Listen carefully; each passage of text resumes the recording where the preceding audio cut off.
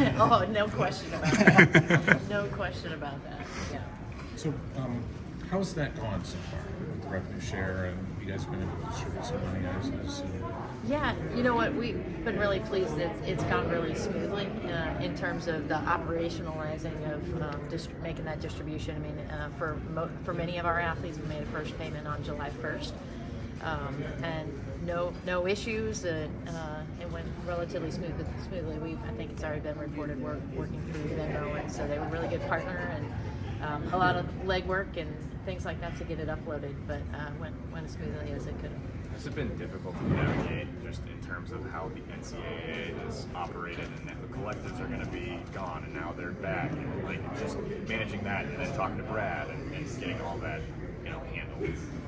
A little more clarity would obviously be nice, but at the end of the day, I mean, right now all of that really just lies in terms of the settlement agreement. So that's working with the plaintiffs' lawyers and trying to figure out what that piece is going to play out. So it's helpful because I think Brad and I have a good relationship. We talk all the time, and just try to get comfortable saying, hey, we're going to make the best decision we can today with the information we know, and then pivot if we learn something else. And probably since COVID, I think that's the way we've all had to operate in athletics for a while, and so you learn to get pretty comfortable and having a few contingency plans and just waiting to make plans to adjust them in another 6 weeks or so. How do you guys adjust budgetarily? Because there was a flood of money that came into the market this spring, and now it's going to potentially have to draw back a little bit, I would think. Tell me more about specifically. Yeah, just like just generally, there was a flood of money that came into the players this spring. I know a lot of people were rushing to get deals done before the house thing was done. Yeah, so sort of the dump money. Now it's going to potentially regress a little bit. How do you handle those situations?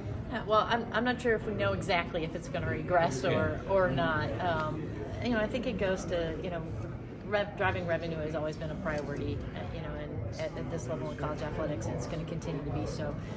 The different avenues that we have to do that, obviously being able to do a good chunk of that in-house now is helpful, and so we've got a lot of different strategies going on there, but depending on how settlement terms play out with collectives, we'll have to see if there's some things we can continue to do and to support from a third party, whether that's in a true collective form or something we morph that into going forward. But it's a lot of resource. We all know that is a component of it, but I think we're going to be well positioned to make sure we're at the table and can execute.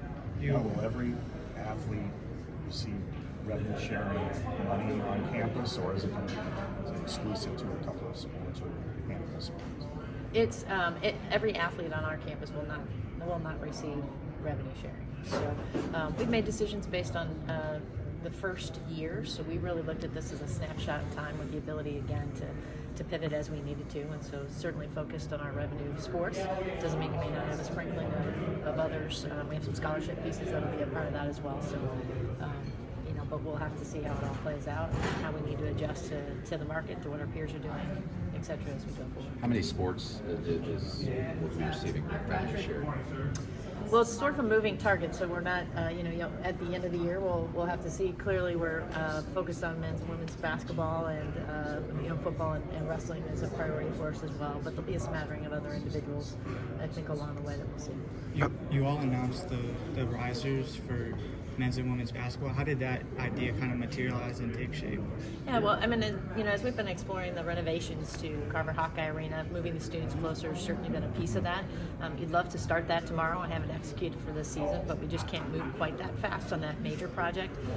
And so we wanted to figure out what we could do temporarily to get the students closer. And so I know our staff loves it when I do this, but I was out pacing and marking off with wet feet on that baseline, and grabbed our facility staff and said, hey, I think let's try to strategize and see what we can do here. And so they do, as always, they do a great job of trying to find a temporary solution, and we'll see how it plays out, but I think it'll be a positive, and we're excited to see if it changes the atmosphere a little bit. Beth, what are your thoughts about the current playoff format and all the discussions around, the SEC going to 9 games and 4-4-2-2. Just kind of where do you stand on that right now? Yeah, there's quite a few discussions going on in here, and Reed.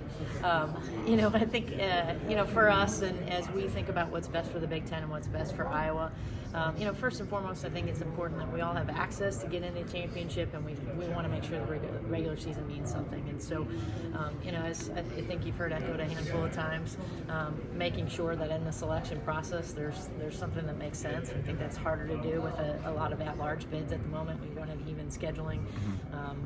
I like our regular season games really meaning something. I like them being relevant later in the season, which I think the expanded playoff has already done. There's a lot of nuance there, and certainly, the Big Ten might not be in the same place as everybody else in the league, but I think we'll continue to have those conversations and try to work to get to a good place. Is there a concern that with CSC and maybe limiting NIL funds to players funneling them through the school, that it drives it underground again like it used to be in the old days? And do you feel that concern? That the underground starts going again? I think there's always bad actors in any system, whether or not the rules, maybe encourage that more frequently or not. I think people that are going to try to find a way to work around the system and feel like that's a way to get an advantage are going to do that regardless of where this lands. And so certainly how we plan to operate at Iowa, we'd like to see some structure, accountability, and a framework that we can all understand and live by, and try to figure out how we create a strategy that works for us within. But I think you'll see that when people make bad decisions. I'm not sure the format that you got matters all that much. I know yesterday the ADs met. Where do things stand kind of collectively with the playoff? Are you kind of lockstep with Tony on his ideas, or is it splintered off? Is there a faction that prefers a different method rather than Tony's preferred 4-4-2-2? My experience, and in the conversations we've had, Tony is an ambassador for what we want in the room and what our coaches want.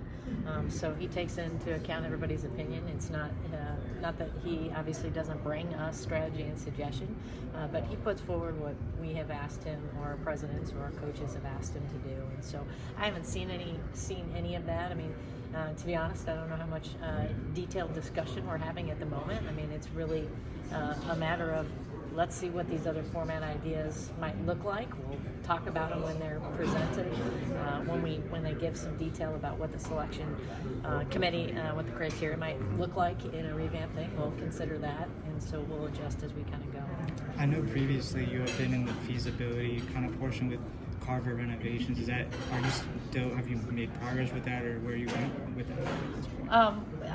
We are making really good progress in our fundraising efforts, and so I think we're taking some steps there, and the more steps we take there, it'll allow us to come back and start to advance that project a little bit. So we've got a lot of work to do. It's a lot of resource that you have to put into that facility to make the improvements that we need. But it'll be an important, it's important for many reasons. We've got graduation there. The building means a lot. Serves our fans really more than even just our student athletes, but multiple sports. And we need that facility to be standing and service everybody for another 40 years. What are the highest priorities in such a renovation or improvements? I think there's probably a few. One, there are some things that are just old, 43 years, and you're going to have to do some replacing, and so that sort of upkeep is going to have to happen.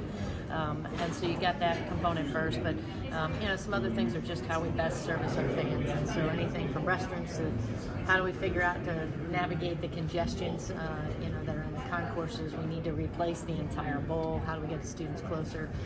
All those things are really key. But the other piece, and probably goes to the question about why are you still continuing to think about doing the facility project at all, is that it's one of our key revenue drivers.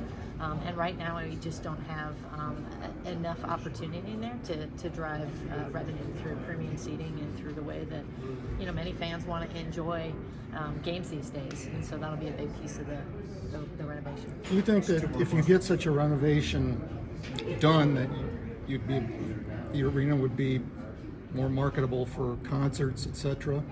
I think that's certainly a possibility. I've read the long list. I'm sure many of you have been to some of those concerts. I mean, you had some good artists that were in that facility. But I think that would certainly help, and it would be something we would want to explore.